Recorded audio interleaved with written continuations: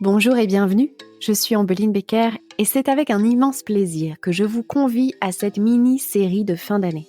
Une série spéciale pour accueillir 2024 avec ambition et conscience. Cette mini-série est dédiée à celles et ceux qui aspirent à plus que de simples réussites, à celles et ceux qui cherchent un succès conscient et significatif. Vous découvrirez des idées innovantes et des inspirations pour faire de votre année une période de transformation, de croissance et de succès. Mon objectif ? Vous fournir des outils et des stratégies pour entamer 2024 avec confiance, clarté et sérénité. Place maintenant à notre épisode.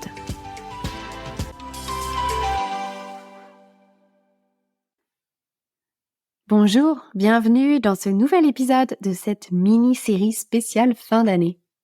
Donc dans l'épisode précédent, nous avons parlé de clôturer l'année achevée pour créer de l'espace et s'ouvrir au potentiel de la nouvelle année qui s'en vient. Aujourd'hui, j'aimerais aller encore un petit peu plus loin et vous proposer de ne poser qu'une seule intention pour cette nouvelle année. Parce que, vous le savez autant que moi, on a tendance à ne pas tenir nos objectifs.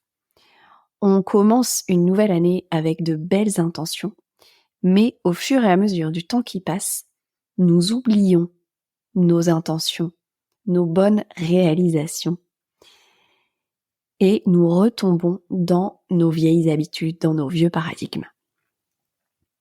Alors pourquoi on ne tient pas nos objectifs annuels ? Eh bien simplement parce que nous avons tendance à fixer des objectifs qui sont de basse fréquence, des objectifs qui ne sont pas reliés à notre grand pourquoi. Pour tenir un objectif, cet objectif doit vous élever, vous permettre de déployer vos ressources intérieures, de grandir, de devenir une meilleure version de vous-même. Et surtout, cet objectif doit avoir du sens, soutenir votre intégrité autant que celle du collectif ou de la planète. Alors, je vous invite à vous rappeler de vos objectifs du début de cette année et faire le lien avec ce que je vous dis pour comprendre pourquoi vous n'avez pas tenu ces objectifs. Maintenant, je vous propose pour l'année à venir de ne fixer qu'une seule intention, plutôt que de vous perdre dans plusieurs objectifs que vous aurez des difficultés à tenir jusqu'à la fin de l'année. Il est beaucoup plus facile d'avoir une seule intention, parce que vous allez vous rendre compte de la façon dont je vais vous la présenter, que cette intention majeure aura une résonance dans toutes les sphères de votre vie. Cette principale intention, c'est votre pourquoi. Et surtout, l'expérience du prochain niveau de ce pourquoi. Alors, qu'est-ce que votre pourquoi ? Votre pourquoi n'est pas un concept marketing. En tout cas, le pourquoi de la façon dont moi je l'aborde. Ce n'est pas un concept marketing. Ce n'est pas non plus une grande phrase ou tout un paragraphe. Non, le pourquoi est quelque chose de très simple, d'évident, de parfois même trop simple. Dans les épisodes du podcast Vérité avec mes invités, on parle souvent de ce pourquoi. Et souvent, mes invités disent « Bah oui, mais ça, c'est la base de tout. » Et oui, mais justement, c'est la base de tout, mais c'est tellement la base de tout qu'on a tendance à l'oublier et à le mettre de côté. Mais c'est la base de tout, votre pourquoi, c'est votre pourquoi qui fait le lien dans toutes les sphères de votre vie, qui fait le lien autant en vous qu'autour de vous. Votre pourquoi est très souvent votre plus haute valeur, tant pour vous que pour le monde. Ou alors, elle est la combinaison de deux valeurs. Alors, qu'est-ce que votre pourquoi ? Eh bien, pour le dire de façon plus simple, c'est un peu ce pourquoi vous vous levez le matin. Mais vous n'en avez pas conscience. c'est ce que vous trouvez le plus normal possible, le plus évident possible. C'est ce que vous pensez que tout le monde cherche dans la vie. Ça peut être l'amour, ça peut être le bonheur, ça peut être la joie, ça peut être la liberté. Mais ça peut être un petit peu plus complexe que cela, parce que ça peut être une combinaison de plusieurs de vos hautes valeurs.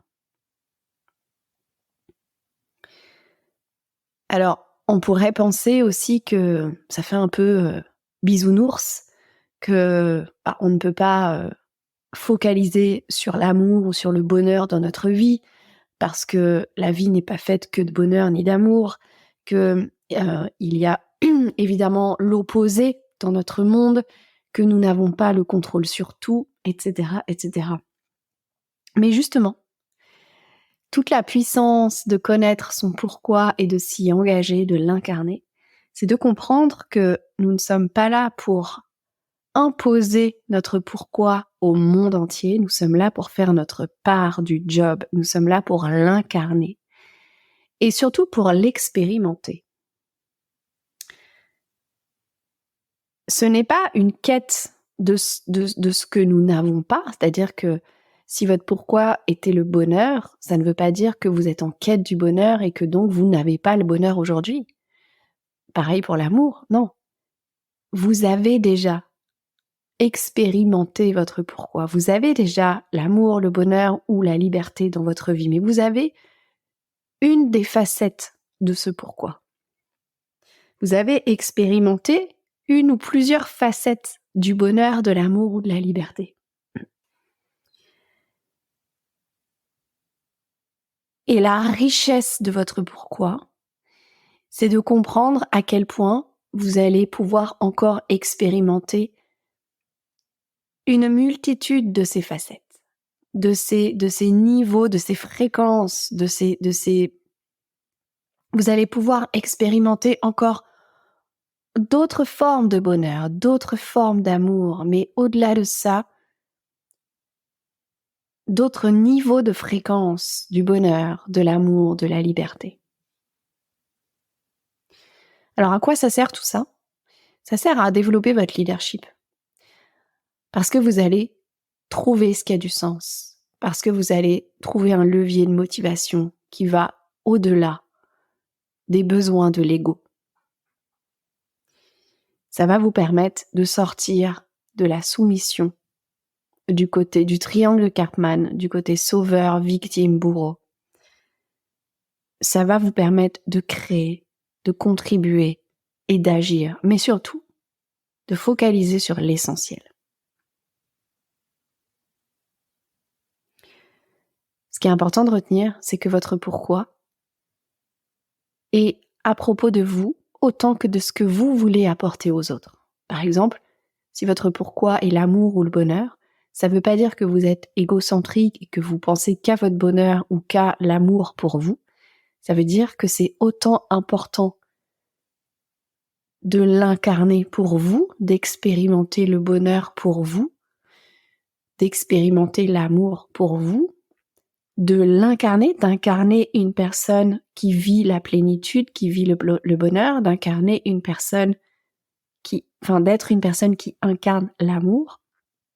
Mais c'est aussi parce que c'est important pour vous d'aider les autres dans leur quête du bonheur, dans leur chemin de plénitude, d'épanouissement, dans l'amour de soi, dans l'amour pour la planète, etc., etc. Donc, c'est aussi bien à propos de vous que envers les autres. Et ça concerne évidemment vos projets professionnels et votre entreprise. Votre pourquoi est indispensable. C'est une valeur qui pour vous est indispensable dans ce monde. C'est aussi le fil rouge de tout votre parcours, de votre vie. C'est aussi probablement ce qui vous a le plus manqué, notamment dans votre enfance. vous avez expérimenté souvent l'absence de ce pourquoi ou son opposé, et on y reviendra. Tout l'apprentissage est d'apprendre à recevoir ce pourquoi avant de l'incarner. Parce que ce pourquoi est aussi la clé de votre singularité, la base, le socle de votre intégrité, de votre leadership, de votre accomplissement, de votre alignement. Votre pourquoi est au cœur de tous vos projets, de vos relations, de votre entreprise. Si vous voulez que je vous aide à trouver votre pourquoi, vous avez sur mon site une guidance audio pour vous aider à le trouver. Et vous pouvez également me laisser un message sur le répondeur du podcast sur notre page Instagram Podcast Vérité. Laissez-moi un message audio et je vous répondrai personnellement. Donc, on a vu ce qu'était, ou plutôt, ce qui était le pourquoi et ce qu'il n'est pas. Peut-être que vous avez déjà une idée. C'est important que vous preniez conscience que tout est à propos de votre pourquoi, même votre relation à l'argent. Donc, j'imagine que à l'approche de cette nouvelle année, vous avez aussi des objectifs financiers. Vous avez peut-être envie de passer à un prochain palier financier. Eh bien, je vous invite à relier votre pourquoi à vos objectifs financiers. Parce que pour vraiment atteindre vos objectifs financiers, tenir vos objectifs, vous autoriser ce prochain palier, vous avez besoin de lui donner du sens. Vous avez besoin de l'élever, d'amener une plus haute fréquence vibratoire à votre relation à l'argent, d'amener plus de conscience dans votre relation à l'argent. Et si vos objectifs financiers étaient alignés à votre pourquoi, et si votre relation à l'argent était au service de votre pourquoi, tout comme votre leadership est au service de votre pourquoi. Tout comme votre relation de couple, vos relations amoureuses sont également au service de votre pourquoi. Ou de son opposé. Et je vous avais dit que j'y reviendrai à propos de l'opposé de votre pourquoi. Parce que il faut que vous compreniez que votre pourquoi, c'est un peu comme une médaille avec deux facettes. Vous avez sur une des facettes votre pourquoi, mais vous avez son opposé sur l'autre face. Mais c'est la même médaille. Et très souvent, on renonce à notre intention, à nos intentions, à notre pourquoi, à nos aspirations, parce que ce qui se manifeste en premier va d'abord être l'opposé de notre pourquoi, l'opposé de nos désirs, l'opposé de notre intention. Ce qui devient visible est d'abord le contraire de ce qu'on désire. Et très souvent, j'entends les personnes me dire « la loi d'attraction et tout ça, ça fonctionne pas pour moi ». Si, ça fonctionne. Parce que quand vous manifestez l'opposé de votre désir, ça veut aussi dire que dans l'invisible, votre désir est déjà là. Simplement que vous ne le voyez pas. Parce que vous avez encore à révéler, à élever votre niveau de conscience, à déployer vos ressources intérieures, à révéler le potentiel inexploité en vous.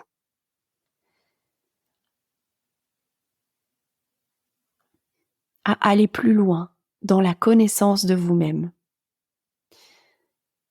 à mettre plus de conscience partout. Et en élevant votre niveau de conscience, c'est là que vous allez voir ou que vous allez avoir des idées, que vous allez voir des opportunités, que vous allez pouvoir les saisir. Vous savez, très souvent, on se dit « mais bien sûr, pourquoi n'y ai-je pas pensé plus tôt ?» ou « mais pourquoi je n'ai pas pris cette décision avant ?» C'est simplement que les choses sont déjà là, mais vous ne les voyez pas parce que vous n'avez pas les bonnes lunettes, vous n'avez pas le niveau de conscience aligné pour voir ce qui correspond ou ce qui vous amène à réaliser vos intentions, vos désirs, à servir votre pourquoi. Donc, quand vous voyez l'opposé, le contraire de votre pourquoi, de vos aspirations, ouvrez-vous à voir l'autre face de la médaille. Ouvrez-vous à voir votre pourquoi. Et puis pour terminer, si concrètement vous mettiez votre pourquoi au cœur de vos projets, de votre entreprise, de votre vie personnelle, qu'est-ce que cela changerait? Quelle autorisation vous vous donneriez? Quelles seraient vos priorités? Merci de votre écoute. J'espère que ce nouvel épisode de cette mini-série vous a inspiré, vous amène à votre prochain niveau. Venez partager avec moi sur le répondeur du podcast, sur notre page Instagram du podcast Vérité. Et je vous retrouve très bientôt pour un prochain épisode. Merci d'avoir écouté cet épisode de notre mini-série spéciale fin d'année. J'aimerais maintenant vous inviter à noter le 1er février 2024 dans vos agendas, la date de lancement de la saison 2 du podcast Vérité. Une saison qui vous plongera au cœur du leadership de femmes entrepreneurs engagées. Nous explorerons comment ces femmes parviennent à concilier pouvoir et vulnérabilité, intégrité et succès, conscience et réalité économique. Leur parcours, riche en défis et en réussites, ne manqueront pas de vous inspirer, de vous stimuler, de vous outiller pour votre propre chemin vers votre prochain niveau de succès aligné, authentique et intègre. Alors restez à l'écoute pour découvrir ces perspectives innovantes, ces conseils pratiques qui transformeront votre approche du leadership au féminin et de votre prochain niveau d'accomplissement. À très vite pour cette saison 2.